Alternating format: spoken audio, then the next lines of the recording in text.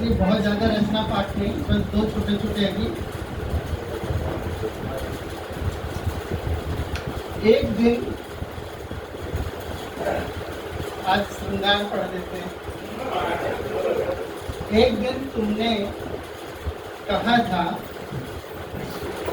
तुम नहीं समझते थे।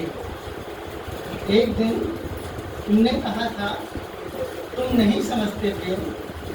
मैं अकस्मात चौंक उठा। मैं और प्रेम, ऐसा कैसे संभव है? मैंने प्रेम पर न जाने कितने गीत लिखे, मैंने न जाने कितनी कविताएं गढ़ी, और मैं नहीं जानता हूँ। पर सच ही कहा था, तुमने। ये मैंने तब जाना जब मैंने तुम्हारे साथ चढ़ी थी मंदिर की सीढ़ियाँ। जब मैंने चढ़ी थी तुम्हारे साथ मंदिर की सीढ़ियाँ, जब तुम्हारे साथ चढ़ाए थे देवता पर बेल फूल अक्षत, जब तुम्हारे साथ प्रज्वलित किया था दीप, जब की थी तुम्हारे साथ प्रार्थना, और जब तुम्हारे साथ उतरी मंदिर की सीढ़ियाँ। आज जब तुम विदा हो गई हो, तब भी मुझे घेरे रहती हो, तब भी मुझे घेरे रहती हैं तुम्हारी पवित्रता, तुम्हारी दिव्यता, और कानों में गूंजती रहती है मंदिर की घंटी। और क्योंकि जैसा कि आप लोगों को मालूम है, जब बसंत के फूल खिलेंगे, हमारा साझा संग्रह प्रकाशित होने जा रहा है, और मुझे सबसे ज़्यादा प्रसन्नता इस बात की है कि जितने लोगों ने गीत लिखे हैं या जितने लोगों ने गज़लें लिखी हैं, मुझे लगता है कि 50% लोगों ने जब बसंत के फूल खिलेंगे शीर्षक पर रचना लिखी। एक मैं ही बच गया था। मैंने सोचा मैं नहीं लिखूंगा, लेकिन फिर मैंने कहा कि चलो मैं भी लिख देता हूँ। कितना अनूठा होता है प्रेम, मैं कभी समझ नहीं पाया। कितना अनूठा होता है प्रेम, मैं कभी समझ नहीं पाया। तुम्हारे पग की मुकुट ध्वनि अब भी गूंजा करती है मेरे कानों में, जैसे किसी पुराने गीत की अनसुनी पंक्तियाँ। जैसे किसी पुराने गीत की अनसुनी पंक्तियाँ अचानक हवा में तैर जाए। कितना अनूठा होता है प्रेम, मैं कभी समझ नहीं पाया। ऐसा नहीं चश्मा लग गया और मैं परेशानी में दिखाई नहीं देता। कितना अनूठा होता है प्रेम, मैं कभी समझ नहीं पाया। तुम्हारे पग की मुकुट ध्वनि अब भी गूंज जाती हैं, जैसे किसी पुराने गीत की अनसुनी पंक्तियाँ अचानक हवा में तैर जाए। पीले सरसों के खेतों के बीच मैंने तुम्हारा नाम बोया था।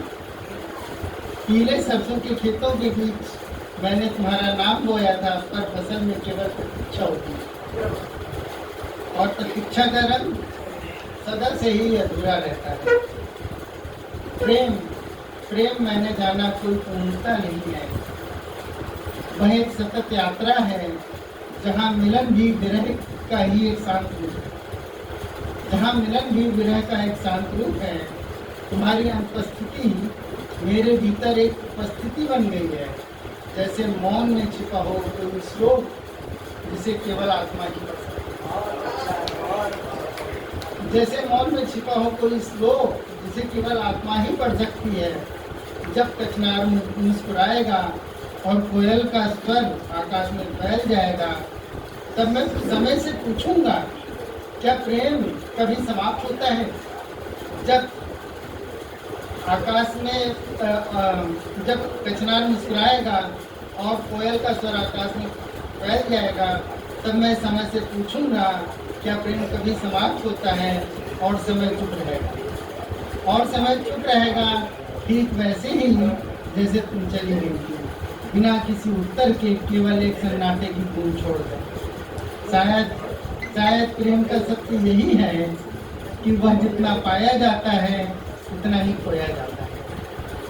शायद प्रेम का सत्य यही है कि वह जितना पाया जाता है उतना ही खोया जाता है, और विरह प्रेम की सबसे सच्ची भाषा बन जाता है। जब बसंत के फूल खिलेंगे, मैं फिर उसी राह से गुजरूंगा जहाँ तुम कभी रहा करती थी, और शायद तब समझ पाऊंगा कि तुम्हारा न होना भी एक प्रकार का होना है। बहुत एक छोटी सी बात मैं और कहूँगा, क्योंकि समय कम है, लेकिन फिर भी प्रारंभ में मैंने कही थी, लेकिन उस समय सभी लोग उपस्थित नहीं थे।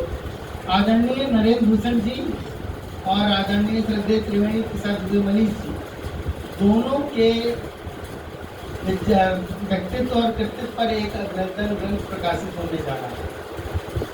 जो भी इसमें अपने लेखन के द्वारा सहयोग प्रदान करना चाहते हैं, वे मुझे अपने व्हाट्सएप पे अपनी सहमति दे दें। उनके कृतित्व में जो अगर लिखना चाहते हैं तो आपको कृति उपलब्ध हो जाएगी। 8 से 10 कृतियाँ मतलब अलग अलग विधाओं में हैं।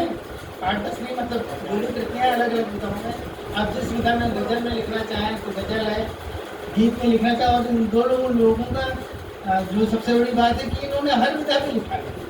मैं इनका जीवन परिचय पढ़ रहा था, गज़ल भी है, गीत भी है, दोहा भी है, छंद भी है, आप जो भी खाएंगे वो सब है, बाल कविताएँ भी हैं। तो आप जिस विषय को भी चुनना चाहें आप चुनने के लिए स्वतंत्र हैं, और उसका आप लेखन के द्वारा मुझे जो है अपना लेख 3 महीने के भीतर ही देंगे। 3 महीना बहुत होता है लिखने के लिए, लेकिन आपसे अपेक्षा है कि आप हमें इस कार्य में सहयोग करें।